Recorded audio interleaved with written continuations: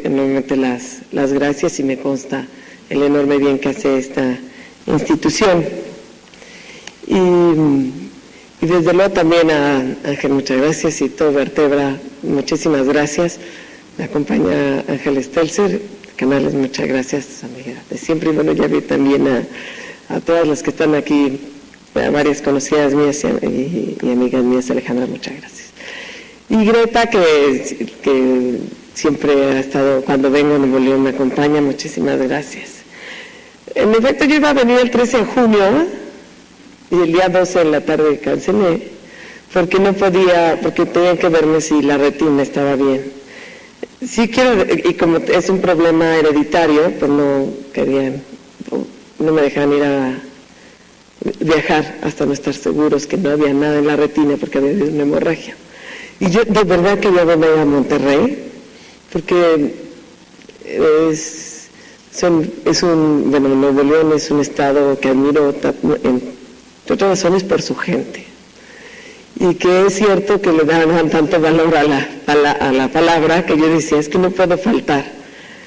Bueno, incluso hasta dormí sentada para ver si así se bajaba la hemorragia y ya no había problema, pero al contrario, ese día en la mañana llegó el doctor y me mandó al hospital y me operaron ese día. Así es que sí, dentro de las cosas que me quedan pendientes, pues puede venir aquí con ustedes.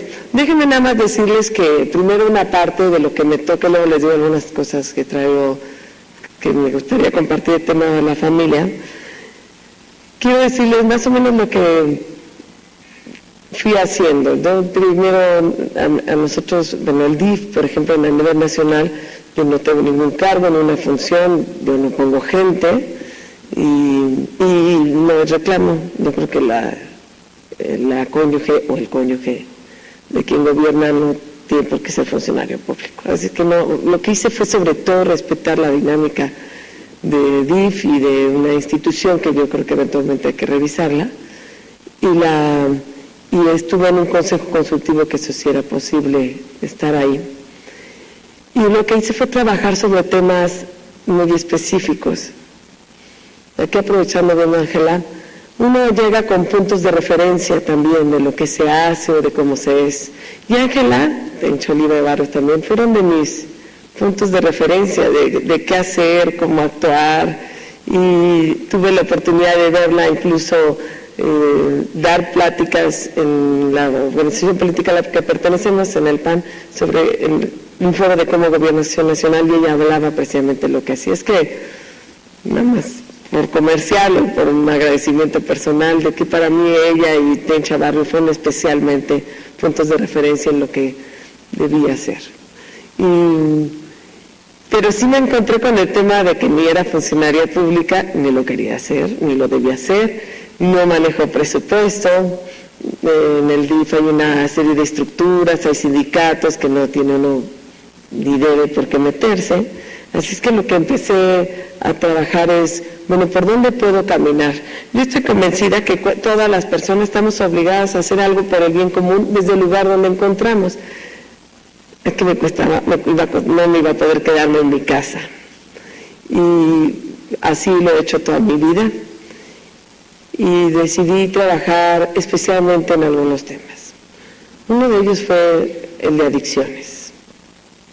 El de adicciones porque, como se ha venido explicando, todo el tema de seguridad tiene que ver con 3 ejes fundamentales. Uno es el combate al crimen organizado, es decir, enfrentar un tema adverso, urgente, actual, y pues ese claramente no nos corresponde a todos, sino en la parte del segundo eje, fortalecer las instituciones de seguridad, que tiene que ver con mejores policías, con nuevas policías, con institutos de laboratorios de inteligencia, tiene que ver con la administración de justicia, con procuradurías, con ministerios públicos.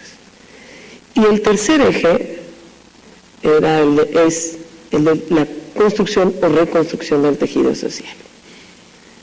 Y yo pensé que el modo de acompañar al presidente era a través de ese eje, de cómo reconstruimos o construimos el tejido social. Y uno de ellos era el tema de adicciones, sin duda alguna. Aun cuando todo el tema de crimen organizado, y bueno, no tengo que platicarles a ustedes nada, pero no es únicamente el tema de sustancias ilícitas, es un tema de más allá, de trata de personas, de comercio de armas, de tráfico de personas, sí, va mucho más allá que el tema de sustancias ilícitas. Pero uno de los problemas con los que lo relacionábamos era el de las sustancias ilícitas, y particularmente lo que golpeaba a las familias, porque lo veía, era el de las adicciones, el de las sustancias ilícitas. Y yo recuerdo la angustia con la que me decía la mamá, por eso es cuando dicen que la crisis de familia, bueno, pues yo he visto también muchas mamás y papás angustiados por sus hijos de lo que fuera a pasar, y tratar de intervenir en la escuela precisamente para que no caigan las adicciones. Y comprendí que era un tema muy importante, porque lo único que sí les confieso es que como tenía hijos chicos no sabía si meterme o no al tema. Y es que al final todos le teníamos miedo al tema. Con mis papás le teníamos miedo al tema, porque era algo desconocido. Todos los que estamos aquí, bueno, salvo las muy jóvenes que había, pero muy remotamente tuvimos el acceso a las drogas y a las sustancias ilícitas que hoy sí tienen nuestros hijos, y que en ese medio tienen que aprender a decidir, a discernir entre el bien y el mal, a decidir sobre lo que le hace bien, lo que le hace mal, lo que le hace bien a la comunidad, a sus amigos, y lo que hace mal. Y tiene que ser feliz, y ahí los queremos que puedan decidir ser felices. Pero es una experiencia que no nos había tocado a nosotros. Y había una desinformación enorme en padres y madres. Y me parecía que había que trabajar en eso. O sea, a mí me pasaba que no distinguía bien las cosas, me imaginaba, y estaba ya metida. Imagínense todos los demás que no sabían a dónde acudir, que no sabían de qué se trataba, ni qué decir. Y de pronto es tal el miedo que le teníamos al tema, que mejor no lo discutíamos con los hijos. Y luego sucedió que los hijos sí recibieron algo de información a la buena y a la mala, a la buena a través de las escuelas, que les hablaron de las sustancias ilícitas del cuerpo. Y la generación desinformada eran los papás, así es que sabían más que nosotros. Y por eso decidimos trabajar una campaña de información.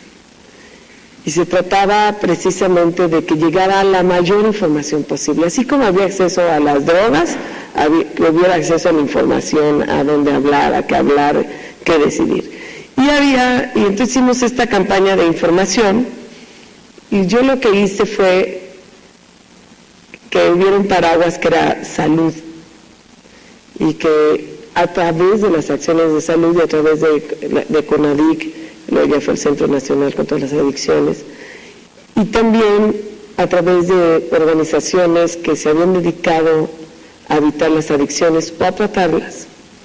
Y ahí nos dimos cuenta que en México había, desde el primer contacto, no había nada hasta el tratamiento, hasta que había la adicción. Y no había nada en medio, ni de prevención, ni de información, ni de orientación, ni de tratamiento de primer contacto, que es muy leve. Y bueno, eso lo trabajamos con centros de integración juvenil que por ahí andan, con los que ya llevan como 40 años en esto, con Oceánica, Montefénix, Alcohólicos Anónimos, es decir, organizaciones que ya llevaban tiempo de trabajar en el tema de adicciones. Y la Gonzalo Riarronte nos ayudó, después se generan otras organizaciones como Adicto a la Vida o Convivencia sin Violencia, es decir, hay muchas organizaciones, seguramente algunas están aquí, que están trabajando de fondo el tema de la paz, el tema de evitar las adicciones, de prevenirlo, y generamos algunos materiales que han sido bastante buenos. Por un lado, una información que el SAR Antidrogas de Estados Unidos dijo que lo están traduciendo para pasarlo también en la frontera, estos libros, todos estos materiales. Se subió, por ejemplo, Cedesol, y entonces generó a través de los locales de oportunidades también información de qué hacer. Y si ustedes ven las 10 recomendaciones que le dicen a una señora que es vocal, que es mamá, etc., no son más que lo que muchos de ustedes vienen manejando en temas de familia. Habla con tu hijo, da el ejemplo, revisa sus amistades. Es decir, no dice, sepa usted distinguir entre tal y tal droga, sino cosas elementales que a veces se nos olvida, y que quizá esta sea la oportunidad para que todos volteemos a ver a nuestros hijos y los hijos a los padres. Y también poco a poco se fueron subiendo otras secretarías. Secretaría de Educación Pública también generó un libro para primaria baja y para primaria alta sobre el tema de adicciones, pero particularmente el tema de habilidades, de saber decir que no, de saber decir sí y cuándo, de poder tener confianza en uno mismo, de saber que le hace a uno daño. Y yo creo que esta es una de las experiencias más importantes de trabajo que he tenido y que siempre fui respetando, porque también me convenía era el tema de salud. Es decir, los expertos son unos y hay que darles a ellos la responsabilidad, la posibilidad y la responsabilidad que sean expertos y que ellos hagan los temas, pero ayudando a nosotros precisamente a que llegue a donde tiene que llegar. Y se hicieron estos centros Nueva Vida, que son parte del sistema de salud y que lo que hace es que una familia pueda ir para allá. No necesita el primer contacto, no necesita haber contacto con la sustancia ilícita o con la sustancia adictiva. Basta que un papá pueda ir, que pueda ir a una escuela, y bueno, eso sí depende mucho de los centros, pero hay centros realmente exitosos y que están llegando justamente antes de que empiece la adicción. Si ya hay adicción, pues ya los canalizan a otras partes. Y yo creo que esa es una parte que le faltaba mucho a México y que estamos en tiempo además. Todavía hay esas redes familiares que contienen más de lo que imaginamos. Todavía hay redes comunitarias que contienen más de lo que imaginamos. Y que eso permite trabajar mucho más en la prevención. Otro tema que toqué y que me encanta es el de niños migrantes no acompañados. Primero porque la migración es un tema muy nuestro, es un tema muy mexicano. Todos tenemos a alguien del otro lado, la mayor parte los tenemos indocumentados y es muy sensible. Pero pensé que no debía yo tocar en general todo el tema de migración, porque no me toque, pues está el Instituto Nacional de Migración y Gobernación. Y entonces generamos una mesa interinstitucional. El otro día decía, ¿qué se me habrá ocurrido en esta parte? Hace tiempo estudié en Derecho, que agradezco de verdad el recinto, en Derecho, las comisiones intersecretariales, y yo creo que por ahí lo saqué. Pero no, de verdad, más bien por organizaciones como Vertebra, que lo que hace es precisamente dar consistencia a varias organizaciones y que se trabaje de manera transversal. Es que es algo así a nivel institucional o algo que se pretende hacer como Vertebra, en donde esté sentado, y en el caso de niños migrantes, por ejemplo, que la mesa interinstitucional la encabeza el Instituto Nacional de Migración, porque es la del tema. Y están los del DIF, estoy yo, está CEP, está Secretario de Trabajo para todo el tema de jornaleros agrícolas que después salió, está Relaciones Exteriores para todo el tema de los consulados, están también organizaciones internacionales como UNICEF o como la parte de migración, está también PNUD y organizaciones también sociales o representantes de organizaciones sociales o miembros de que estaban ahí también como expertos de tema de niños y niñas.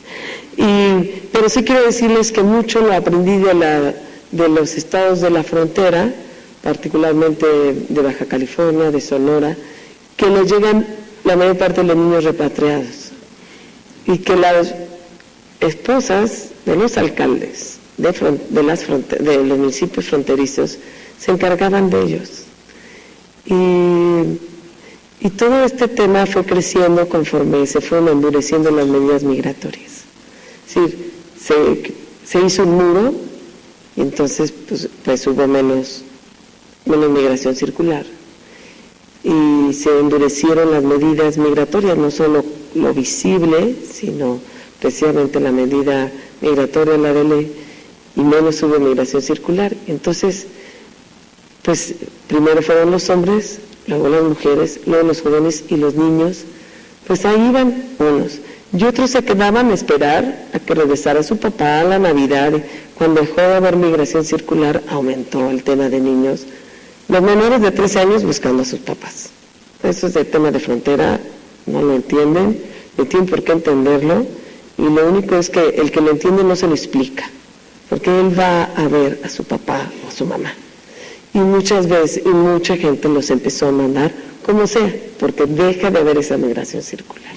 Y también muchos niños de 12 años que salían de sexto de primaria, pues querían ir a ver a sus papás y se iban como podían. Así es que lo que quisimos es que el retorno de los niños fuera un retorno amable. Y también hubo que voltear a ver al sur. Si todos nuestros niños repatriados hacia Centroamérica, primero teníamos que considerarlos como niños nuestros, también eran nuestros. Porque México dejó de ser un país de origen nada más. Es un país de origen, sí, cada vez menor, de hecho ahorita hay tasa cero, de tránsito y también de destino. Y eso cambia mucho, y cambia mucho incluso en términos de percepción y de política pública. Es que hubo que ver al sur y trabajar el tema también ahí, y cómo hacer una repatriación amable de tal modo que digan, que sientan que cuando llegaron a México fueron bien tratados, y que cuando un niño no lo repatriaron sienta que la llegada a México con las autoridades mexicanas inició una buena vida. Y entonces trabajamos una serie de protocolos de módulos, hay 10 módulos en el norte y 4 en tránsito en Tabasco, en Veracruz, en Chiapas, que a la hora de repatriarse se habla al DIF estatal, el DIF estatal habla al municipio, a la comunidad, y se empieza a buscar de dónde viene el niño, si hay que regresarlo, cómo regresarlo. Y bueno, ahí todavía nos falta mucho que trabajar, entre otras nos encontramos con pocas organizaciones trabajando esos temas, pese a que el tema migratorio es tan nuestro, hay pocas organizaciones trabajando el tema de familias migrantes, y las consecuencias son todas las que se imaginen, ¿no? Y lo que hicimos fue cómo hacer esa repatriación amable. Segundo, pues yo soy de las que creo que un niño que cruza todo el país y llega al otro país, aunque no lo regresen, es un niño que vale la pena contar con él. Imagínense la fuerza que debe tener un niño de 12 que va de Minatitlán y acaba en Arizona. A fuerza, liderazgo, y luego como lo regreso, no puede llegar a la misma primaria, pero lo tenemos que trabajar más. Eso todavía falta por trabajarlo. Pero bueno, ahí hay un tema muy importante. Pero es cómo los estamos recibiendo, entonces buscar que hubiera un pediatra, un psicólogo, y se generó una figura muy interesante que son los oficiales protectores de la infancia, que tienen sus cursos de capacitación para ver cómo tratar a un niño que no los están repatriando. Porque cuando nos los están repatriando por la frontera, de verdad nos llegan hasta arañados. Es decir, los persiguen inmediatamente que los persiguen o los regresan. Y llegan cansados, uno no está ni claros de en qué frontera están. Y es de verdad una tragedia. Y cómo acompañarlos, cómo recibirlos y cómo platicar con ellos. Bueno, además hay una serie de anécdotas bastante complicadas. A veces nos los dividen, mandan a la mamá por un puente y a los niños por el otro, y pues todo lo que se genera. De todos modos, si los niños quieren ver a su papá, van a hacer todo lo posible por verlo. Es que podrán algunos regresar. Y bueno, esos son los programas que podría yo dedicarle muchas horas. Pero bueno, nada más que decirles que usé mucho el cine también. El cine que, por ejemplo, La misma luna lo utilizamos para sensibilizar el tema, Which Way Home, Al otro lado, que es también de mexicano, La película, bueno, es documental, pero es como película, la de Por los que se quedan, y es decir, ahí empieza a haber un género de fílmico mexicano sobre migración muy interesante y que, bueno, a mí me sirvió muchísimo para sensibilizar. Ahí generamos la Semana Nacional de Migración, y en la Semana Nacional de Migración también se acordó con el Senado, porque la Cámara de Origen fue el Senado, una nueva ley de migración publicada en junio de 2011, su reglamento en septiembre fue publicado, y de verdad, bueno, es de las cosas que nos podemos sentir orgullosos, porque tenemos ya el principio de reunificación familiar, el de la visa humanitaria, se amplía el acceso a México de manera legal y más sencilla, el principio de interés superior de los niños, la obligación de registrarlo cuando nace, independientemente de la condición migratoria, o darle educación. Es decir, muchos de los derechos que estamos pidiendo allá ya los estamos sosteniendo en ley. En ese sentido, pues se supo poco, pero la verdad, en otros países pues se supo bien, y igual ha sido, por ejemplo, el de los oficiales protectores de la infancia ha recibido reconocimiento internacional, incluso la propia ley, que es una ley, me parece de vanguardia y también interesante, y si tampoco en la demagogia, a mí me gusta mucho cómo salió, cómo se consensó con las organizaciones sociales, y parte de ello fue la Semana de Migración, en donde se hicieron 2 días de foro precisamente para hablar de la ley. Y otro tema que salió, pues, digamos, de aquí de Nuevo León, fue el del, le voy a decir por qué, no es el único estado, pero voy a decir por qué, porque fue el de niños migrantes, el de niños y niñas en escenario de delincuencia organizada. A mí me marcaron 2 cosas muy importantes. Una fue de una chica de la Universidad Autónoma de Nuevo León, y que tenía una hermanita. Entonces, ¿cómo trabajar el tema de la hermana? Hablé con la mamá, y bueno, por eso el tema de la familia, he visto tantas familias salir adelante de lo que uno creyera que es imposible salir. Y esta niña pues era la hermana menor, por supuesto admiraba a una extraordinaria estudiante de aquí, y me pareció que ahí era importante que el Estado no estaba tomando en cuenta a los niños y niñas. Y luego, ¿se acuerdan el de una Miss de aquí de Kinder, no? Pues bueno, creo que conocía una Miss de aquí de Kinder que estoy segura que es la que ella graba y salen cantando los niños y eso. Y a mí esa parte me dejó muy marcada, y se lo comenté a ella una vez que le dieron un premio, que ahí comprendí que ella, y lo decía ella, me acuerdo por Twitter, yo solo hice lo que tenía que hacer, lo que me tenía que hacer como maestra. Y de ahí la verdad dije, claro, todos tenemos la necesidad de saber qué hacer en caso de un niño o una niña. Y eso es lo que planteé en esta mesa. Primero, pues le hablé a unas organizaciones que se encargan especialmente de niños y niñas, de los defensores de la infancia, la red por la infancia, etcétera, que yo les decía, lo único, primero es urgente. Segundo, aquí nadie es experto, porque esto es un problema de la región, lleva muchos años, pero nadie le había puesto atención, así que aquí nadie es experto en este tema, pero sabiendo algo, pues bueno, vamos a trabajarlo.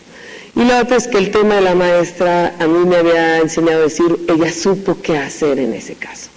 Y entonces en esta mesa, pues ya no estuvo una Secretaría de Desarrollo Social, ¿no? Estuvo Defensa Nacional, la Procuraduría, Seguridad Pública, y se trabajaron talleres de primer contacto en los operativos. ¿Qué hacer cuando hay un niño? Ojalá no los haya, ojalá nunca los haya, pero a veces los hay. ¿Qué hacer? ¿Qué decirle? ¿Qué mensaje darle?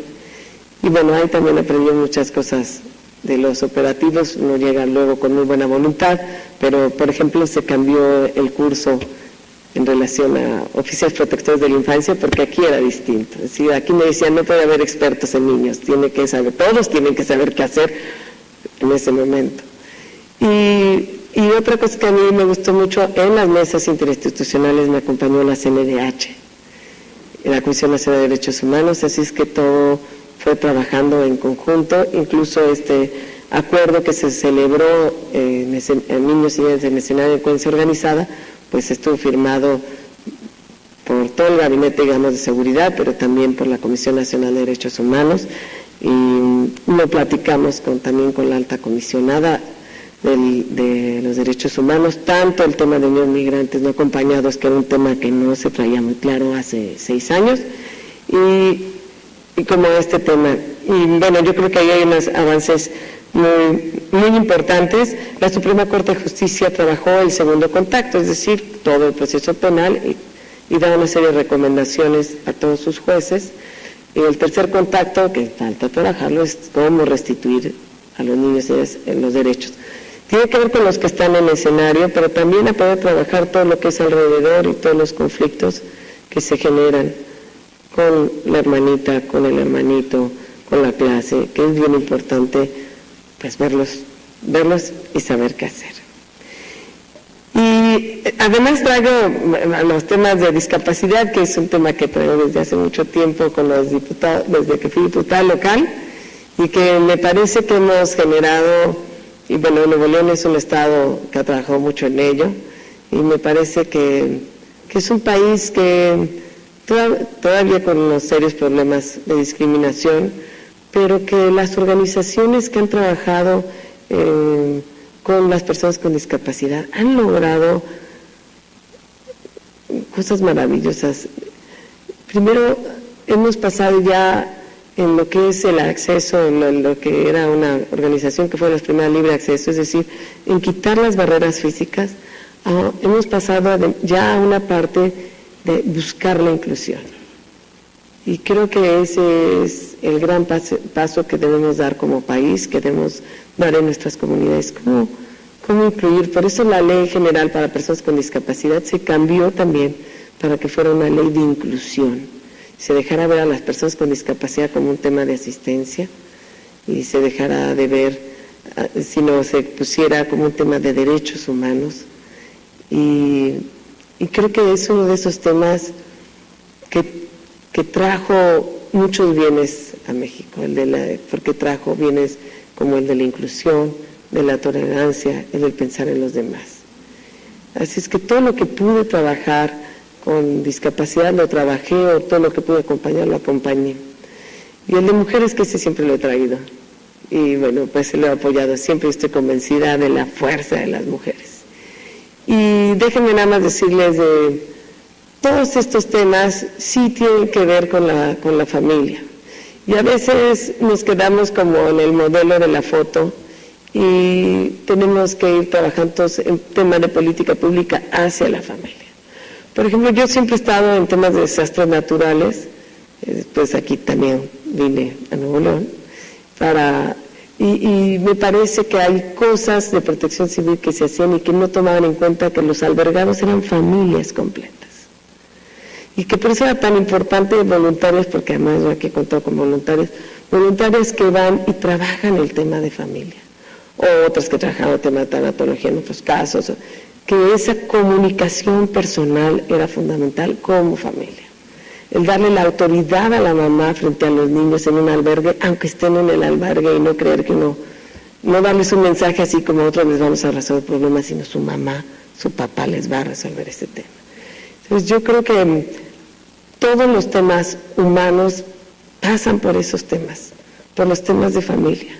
Todo lo que hacemos de seguro popular, y que muchas organizaciones, por ejemplo, los que se encargaban de niños de cáncer, nos dicen, es que ahora con el Seguro Popular, como ya la leucemia la trata el Seguro Popular, nosotros nos dedicamos más a la familia, y vemos que le falta, y vemos que pasa en la escuela, ya no nos encargamos de tratamiento porque lo está haciendo el hospital, pero podemos encargarnos ya de la familia, de ver quién lo está cuidando, cómo está cuidando, si no están perdiendo también ahí, es la mamá que trabaja y que se va a cuidar al niño, y que hay otros 3 hijos.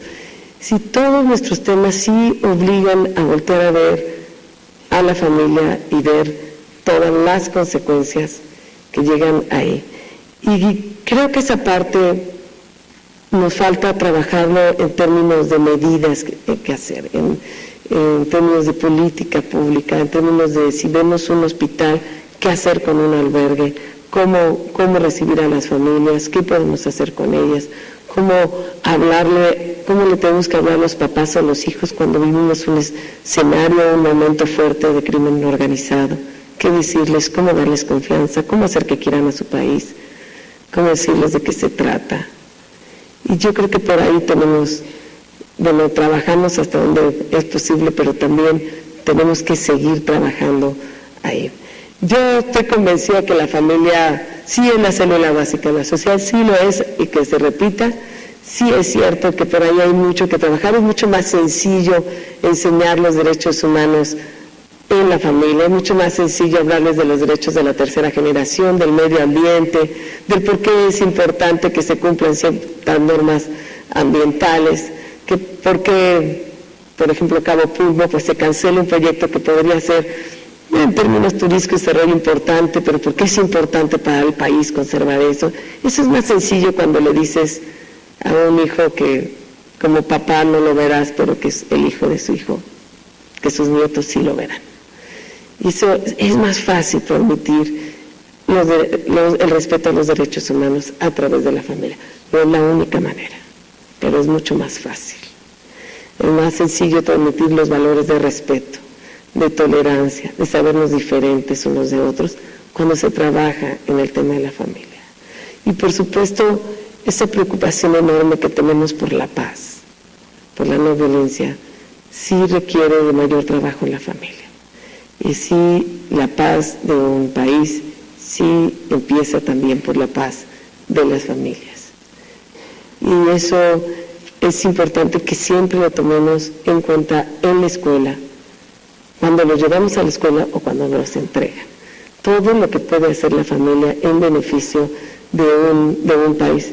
Y todo lo que puede hacer la siguiente célula o el siguiente contacto del niño, que es precisamente la escuela.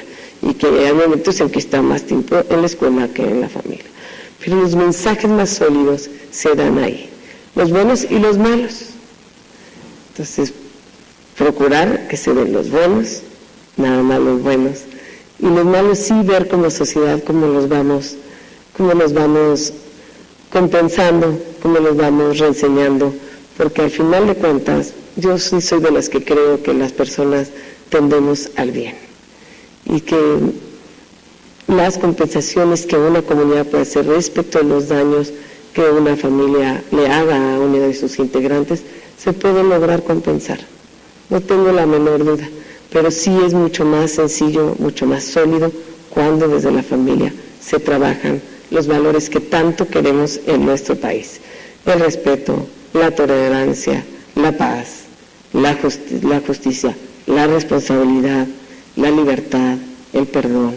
Todos esos valores que necesitamos en la sociedad los requerimos, serán más fáciles si los trabajamos en la familia. Y la compensación viene que todo lo que hagamos también trabaje esos valores. Así es como compensamos algunos errores o algunas ausencias o algunos conflictos que se pueden tener en una familia. Yo sí quiero decirles que la familia en México sigue siendo muy solidaria. Digamos, yo creo que es importante no creernos la idea de que está en crisis, porque he visto tanta fuerza en la familia. Lo veo, por ejemplo, cuando voy a visitar a dos de alto impacto, ¿no? La mamá de un soldado ahí al lado, o el papá, o los hermanos ahí con él, orgullosos de su hijo. Y yo sí les digo que hay millones de mexicanos que están orgullosos de su trabajo y que valoramos en toda su dimensión el esfuerzo que hace la gente de seguridad. Y que así serán valorados por millones de mexicanos. Pero ver ahí a la mamá o al papá, o turnarse, o que viene la tía, es decir, hay una serie de redes ahí familiares que sostienen muy bien. He visto también a familias de policías federales, los he visto también en algunos eventos acontecimientos de tragedias familiares, he visto ahí a la familia, he visto cómo se supera por la familia. Y también he visto a una familia ahorrar mucho dinero para poder irse a Londres y ver a su hijo ganar medallas. He visto a la mamá llorar después de muchos años y ver a su hija campeona en Panamericanos, como fue Elsa, ¿no? que es de Nuevo León. Los he visto, y he visto cómo la familia sigue siendo la red más cercana a todos y la verdad por la que pasan todos los temas. Así es que muchísimas gracias a Vertebra, que eso es lo que trata de hacer, generar un tejido sólido en las organizaciones, pero tiene como fin hacernos felices. Muchísimas gracias, muchas gracias a Vertebra.